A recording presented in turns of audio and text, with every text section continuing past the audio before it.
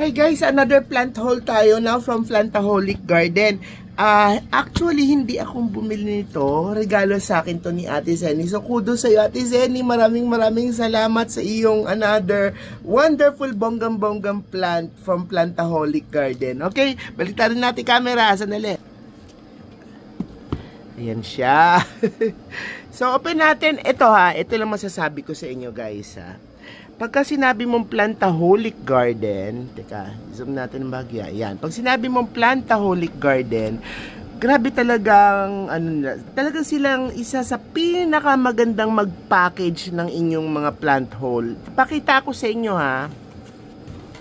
So, even before, yung unang mga bili ko sa kanila, talagang pinupuri ko na sila pagdating sa packaging eh. Kasi talagang bonggang-bongga talaga. Aside from may ganyan talaga sila guide. Lahat naman yung Savannah, Lansen, ganun eh. So may cutting, lahat cutting. Lahat cutting na nabili nung ate ko. So lahat ito cutting. Pero tingnan nyo yung pagkakabalot, di ba? Sila lang talaga ang ganyan eh. Promise, sila lang ang ganyan. Walang iba akong nakikitang ganyan magbalot ng plants.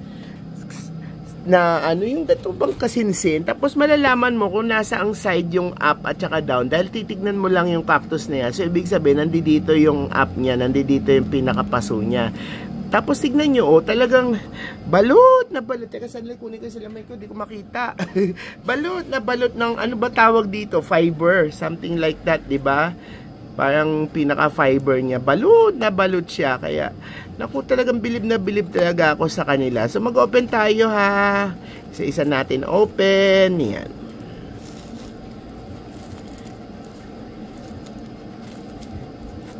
Itong isa lang tong o-open ko sa inyo. Then, the rest is bubuksan ko na.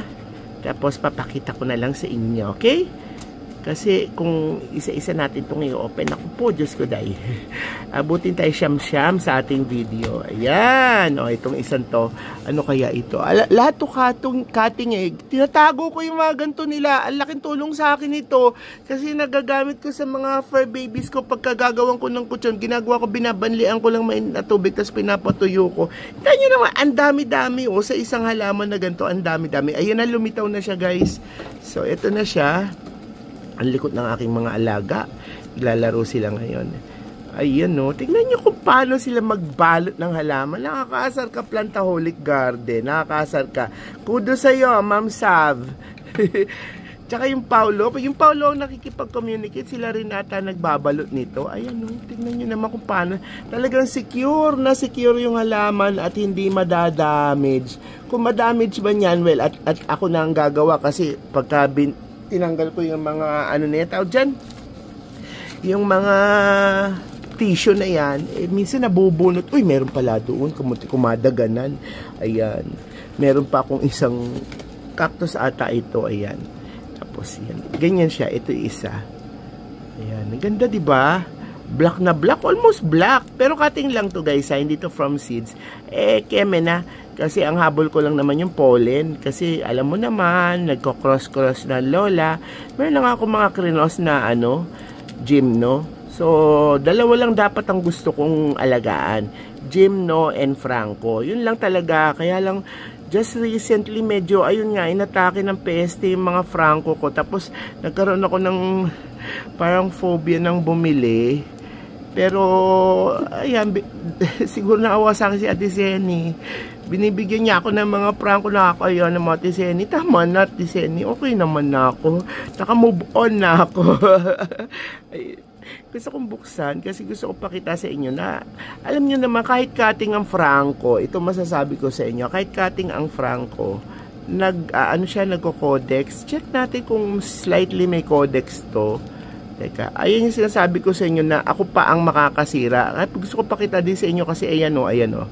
Ayan o, diba? Tignan nyo naman, meron lang ganto, meron pang ganon. Diyos ko day, wala talagang kawala o. Ayan, tignan natin na. Ayan na. O, diba? Intact ang soil. Hindi yung katulad nung iba na, ay, huwag tayo mag-compare, no? Kanya-kanyang diskarte lang yan. Pero siya, at least intact yung soil. O, di ba? Black na black to. Teka, ayan, para ma-appreciate nyo. Black na black, di ba? So maganda yung pollen nito, magandang gamitin sa pagko-crossbreed, di ba? Tapos tingnan niyo yung underneath niya, wala na halos siyang green. Tapos ang alam ko, wala masyadong ilaw, wala masyadong sunlight ngayon sa greenhouse si Madam Sav. Kasi di ba, alam niyo, kahit naman lumabas kayo ngayon, makulimlim. Kahit dito sa may akin, nahihirap, ang dami ko namatay na gymno. Hindi talaga nila kinaya yung kulimlim. Ay, naku, teka, nakakalat ako ng ano. At tapos, post ko muna tong video, and then balatan ko na sila lahat. Okay? Sandali lang. Ayan, after 10 years, natapos ko rin. Guys, signan nyo to. Oh. Tuklapin ko na nga ito. Sila lang din yung isa sa may paganto. Diyos ko, day. Ang social talaga Ipaya, social talaga nila mag-packaging. May paganyan-ganyan pa talaga, 'di ba? Ay nako, pagdating talaga sa very proper and very ritualistic at sturdy packaging na safe ang halaman nyo. Nako, you go for Plantaholic Garden. Grabe, sobra talagang safe ang inyong mga halaman. Ito na yung mga plant hole natin. Okay, tingnan natin isa-isa. Pakita ko sa inyo, ha.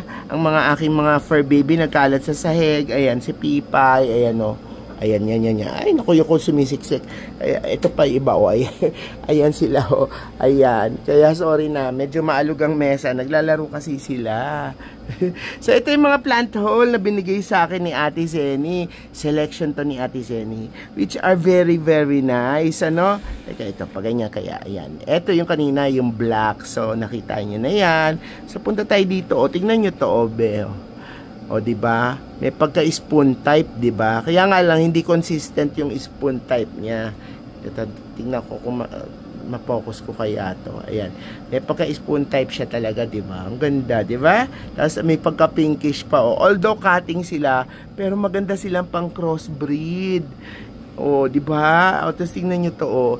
This is parang standard leaf, no? Pero tingnan nyo yung venation niya, ang ganda. Ang kapal ng kanyang mga veins, no? Oh, so maganda din itong i-combine. Siguro pag namulaklak ito, tsaka ito, pag kinumbine mo sila maganda.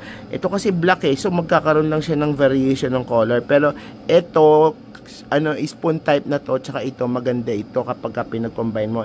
And last but not, hindi pa pala to last but not the least. Pero anyway, ito napaka weird ng dahon niya. Akala mo siya matitigok na, hindi ko alam kasi medyo na-stress din yung plant medyo malambot nga siya, ayan medyo malambot. Sana hindi siya masyadong ma-stress, pero report ko na lang kay Ma'am Sav para at least aware sila na ganito na yung plant, okay? Pero ayan, okay naman siguro siya, medyo na-stress lang siya dahil sa biyahe, at saka nasa karton siya, at saka mukhang medyo sensitive yung Franco na to, kasi tignan nyo naman yung pagkakagawa ng dahon niya, ayan teka ha. Dito tayo nga pumuesto. Ayan, appreciated nyo na siya. Sorry medyo nabablock yung light pero ganyan siya, tignan nyo, medyo malambot na nga lang. Nagwo-worry ako dito. Medyo lumambot siya. And pakita ko na sa inyo ulit yung iba, ha. Using this light dito. Ayan, ganda ng venation, no? And then, ito yung black. Diba? May ganito ako galing kay Flipay pero may ganito ako. Kaya lang bilog yun, hindi gantong haba na ganyan. Bilog siya, bilog. Andyan dyan. Tapos, ito yung isa, yung spoon type. Diba? Ang ganda rin. Bongga taste ni Ate Zenny, no? Parang type na, parang natuto na sa akin. Alam niya ng bonggang mga beautiful ones, di ba? And then, meron sa aking binigay si Ate Zenny na napanalunan niya daw to kasi nagpaparaffle din ng Plantaholic Garden. Ay, naku, si Ate Zenny, napakagaling niya pagdating sa yung mga pahula-hula, tsaka yung mga paraffle-raffle ng, mga plant seller. Naku, lagi nananalo yan, may gulay. Talaga, ang gaganda ng mga napapanalunan niya. So, ito napanalunan to ni Ate Zenny. Ang ganda, no? So, ayan, rooted na siya. Ay, kaya nga lang parang offset siya. Tama, offset to. Oh, this one is offset. Yan. Pero okay siya. Oh, ang ganda, ang laki. Ang ganda nitong ipang crossbreed. Kapag namulaklak to, i-cross ko to. Anyway, guys, if you like this kind of video, please do like, share, and subscribe to your Lola's channel. And hit that notification button kasi mag-start na ulit ako mag-post ng mga plant haul ko from other plant seller na dito sa atin locally. At saka minsan, medyo kakana na rin ako ng mga international. Pero yung mga ibang plants naman, like yung sa mga kala flipay at saka kala Thorny Ones, cactus, hindi naman local yun. Minsan galing din ng Thailand yun. So, considered to be imported sila. So, if you're sa ibang platform, it's still your Lola with an H, L-O-L-A-H, Bong Lim here saying, happy plant is happy life! Diba? With Plantaholic Garden. Maraming salamat!